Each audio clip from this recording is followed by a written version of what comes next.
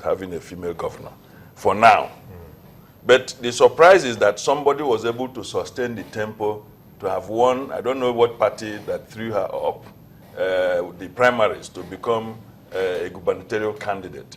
And in any case, that meant that if there was going to be any accident, she would have just clicked into the government house, okay? But it's not likely to happen now, especially in Taraba State, because we see the political configuration there. It's not very likely, and in any other part of the country for that matter. But one thing that has happened is that so many women, through various affirmative actions, are now emboldened, you know, to come. Even let me just use the word, the temerity, okay, to have gone for the governorship or the presidential seat. It requires courage, okay? Even though sometimes, even among the women folk, they ridicule their fellow, they say, you are not a serious candidate. But when you cross starts from a small scratch and the thing blossoms.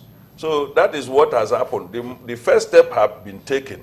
It takes another courageous woman to take it a little bit far. And then perhaps you will now have a female, you know, like now we have female deputy gubernatorial candidates. And all it takes is just small flip of the coin.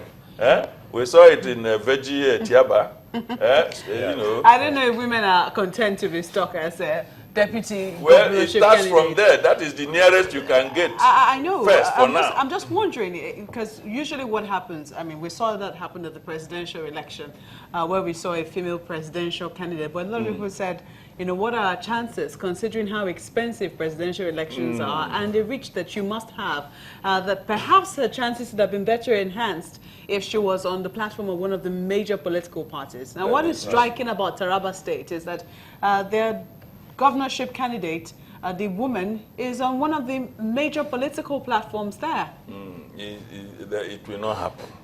It will happen. Even in America, when Clinton, okay, Mrs. Clinton was running, she was a very good candidate and all the credentials and so on. But the circumstance, you know, if opportunity does not conduce or maybe perhaps agree with preparation, results will be different.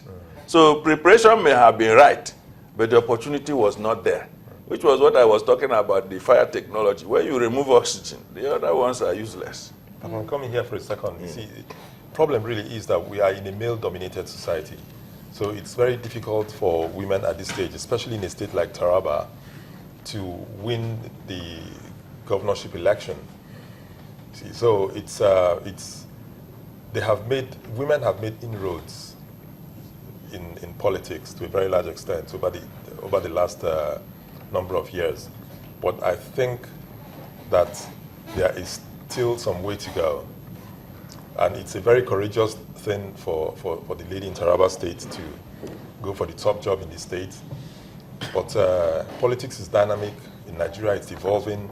And eventually, women shall certainly get there. I mean, even at the national level, the coordinating Minister of the Economy, Okonjo-Iweala, did an excellent job and has been a great credit to womanhood in Nigeria and in Africa.